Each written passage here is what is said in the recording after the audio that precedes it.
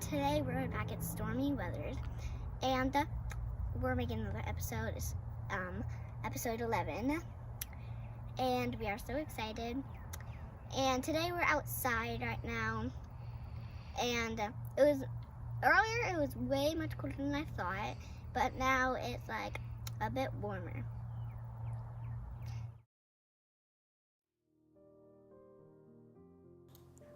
Welcome to another edition of Stormy Weather. Thanks for that wonderful intro by our local weather girl.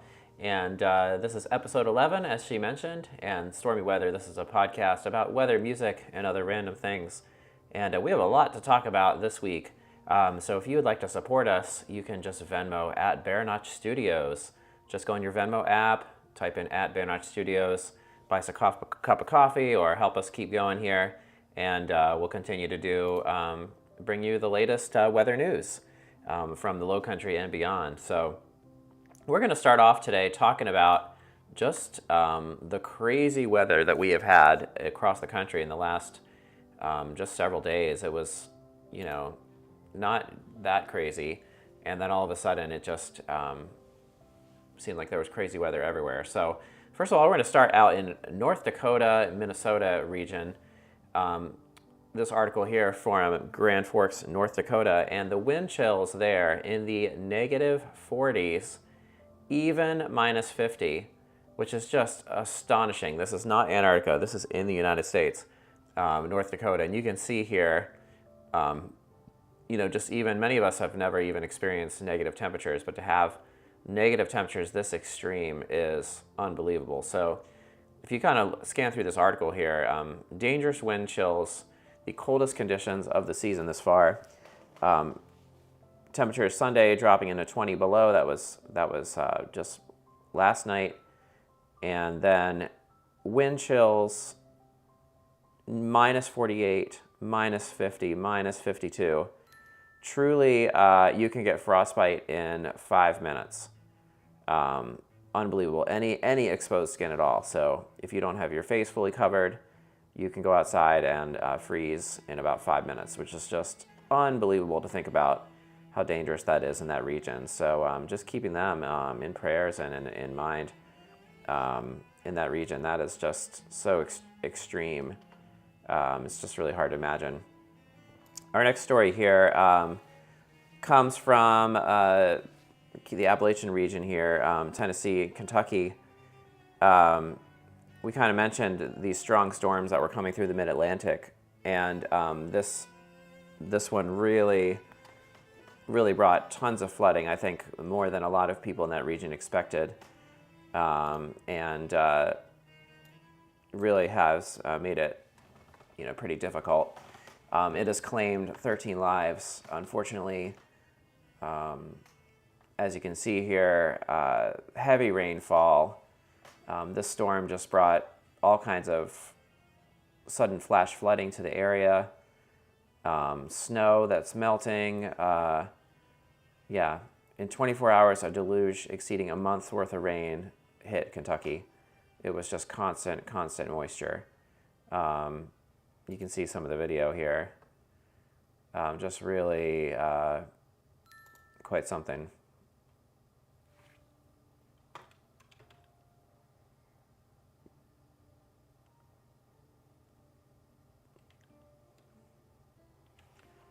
That's in Bowling Green, Madison County, Kentucky there. Just absolutely devastating. It's just hard to imagine these kind of conditions and how suddenly they became a huge issue for everyone.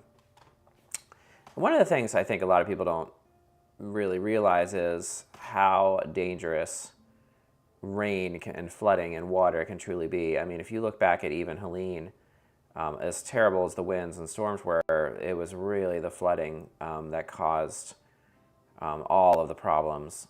And just because it destroys everything in its path, water of that magnitude. Yeah, this is not just outside Louisville. Debris there, riverine flooding, Indian Creek, northern Kentucky. Astonishing how fast this water rose. So definitely hoping they can recover from that. As part of this system, further south, a lot of severe weather. There was tornadoes reported here in Alabama. As you can see here, Saturday, Sunday. There was one in Huntsville. 3 actually there, including an EF2 with 115 mile per hour winds. This was quite a system. And then as it's made its way up into the rest of the country, we've got this other system that we're going to talk about here in a minute that's going to be moving in and causing a lot of havoc in the mid-Atlantic. So lots of snow, lots of severe weather, floods, cold, tornadoes, snow. We're certainly not out of the woods by any means from winter. And just historically, it does seem that as we get closer to March, the severity of the weather seems to kick up a bit there. So, okay, looking ahead here, actually looking to the past, I actually wanted to show you a clip of this. This is 1996. I grew up in the Baltimore region for a period of time, and I do remember this storm very well. I was in school and had the whole week off, and this was a blizzard that came and brought literally feet and feet of snow. And you can see some of these pictures here from the Baltimore region. So if you look at that picture there, that's unbelievable. So if you're from that region, maybe you remember the Great Winter Storm of 1996. That was quite something. All right, let's look here at our local weather here in Bluffton. It was fairly warm, and the storms came through and brought in some cool air. So this morning I was out there with my kids, and we expected it to be a bit warmer, and it was pretty chilly. It was kind of in the, we were out there earlier, it was kind of mid-40s. And I know for anybody in North Dakota, you're probably like, that's amazing, that's so warm. But yeah, for our weather here, it was a little chilly. And today our high is 53. We're moving up to a little bit more, 60 on Tuesday. Going to cool off on Wednesday, 54, and then 54 again on Thursday. But this is a little bit more typical for this time of year. Maybe a little bit on the chilly side, but it's pretty typical for the winter in the low country. So anyway, this huge storm that we just experienced is now moving off the coast. And it's a little hard to see here. I wonder if we could zoom out. I'm not sure if we can maybe go back a little more. Okay, I guess as far back as we can go. But yeah, you can see this massive storm that just came and caused a lot of havoc everywhere. Is finally moving out of the United States. So let's see what is coming. What is coming here? We got to fast forward here and see what's coming. So as you can see here, there's going to be a strong system developing here in the middle of the country. It seems like there's just sort of this pipeline coming through here, and it's going to develop a lot of sleet, freezing rain, snow. That is quite a bit of snow there for, looks like Kansas and Oklahoma, Arkansas, Missouri, and that's going to move in here and strengthen. As you can see, we're getting all the moisture there from the Gulf. And this is going to be midday Wednesday. It looks like they're forecasting a pretty good amount of snow here, as we kind of talked about in the last broadcast, for this Virginia, North Carolina region. So that's going to be something to really watch out for. It moves out into the ocean, as the last one did, but this time not way up at where it was before. So, but very strong, 988 millibars. That is a strong system. All right. Yeah, let's actually look at the snow here. I want to look here at the 24-hour snowfall. Okay, so it looks like kind of going through the week, we can kind of see where the snow is going to be.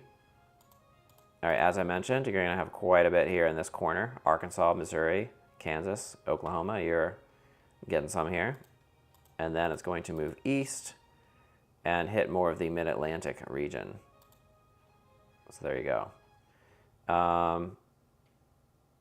Oh, let's see if we can actually load. I feel like we're not getting the full picture here. Let's try to load this again and get a little bit more of the full picture. I think it's only set up to 72 hours. All right, we're going to reload this page and see if we can get a little bit of a longer range picture here. Thanks for hanging in there.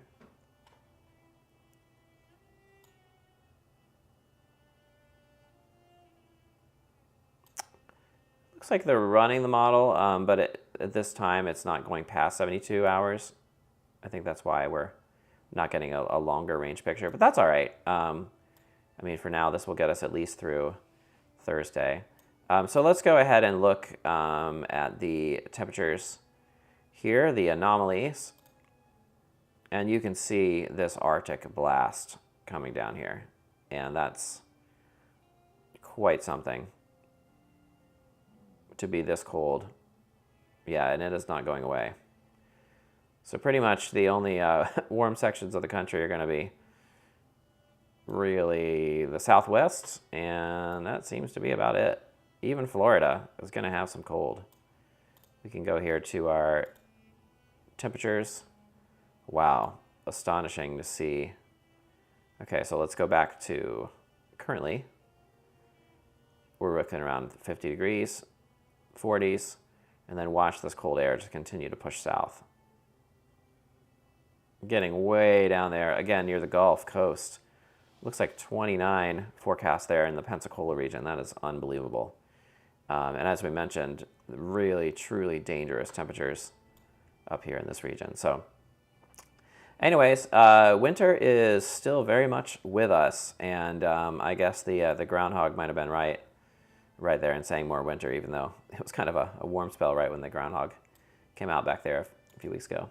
So wanted to mention real quick, one thing that you really want to make sure you have is a weather radio. These generally cost about $30. We're going to play the review of this one here, this particular one, and I've got a link to this one in the description. And I really recommend you pick it up. It'll get to you real quick, and you know, if the power goes out, you can charge your phone, you've got a flashlight, you've got a radio to hear emergency alerts. There's just a lot of reasons on why you need to have one. But anyway, let's check out this review and see what they say. Okay, so if you're in the market for a weather radio, I would definitely check this one out. We live in an area where, I mean, we do have to deal with some severe weather quite often in the summer, depending on, you know, the year. We never really had a weather radio, which we probably should have, because if your phone doesn't go off, this is probably your next bet, is just to make sure you have this with you, so you can check weather, stuff like that. So it is solar powered, so you can pop this up, and solar powered. It also has a really bright light. That's the reading light that's on the back. And then it has this antenna. You can do solar charge, or it does have this crank option, and you can also plug it in. I like this one. It's small, it's handheld. You can turn it on. It has AM, FM. I don't know what the WB really stands for. I'm assuming it's probably weather. I'm not quite sure. And then you can tune it. It does have this option on the back, where this one is like a flashlight. So I believe one's like a high beam, it's kind of lower, or far beam or something like that. 3 different options. Has an SOS, a reading light, and then you can also undo the back and you can charge like your phone. You have a USB option, stuff like that. So if you do get, like, I just kind of think of it as if you get stuck somewhere and people are looking for you, you can kind of keep some things charged. We mainly got it, we have a lot of tornadoes in our area sometimes, so got it to be a little more safe. Handheld antenna. I believe it comes in a few colors.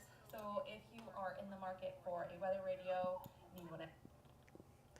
Anyway, as you heard there, just a lot of really great reasons on why it would be great to have one. And I would even encourage you, you know, maybe to get one for your car, get one for your kid's car.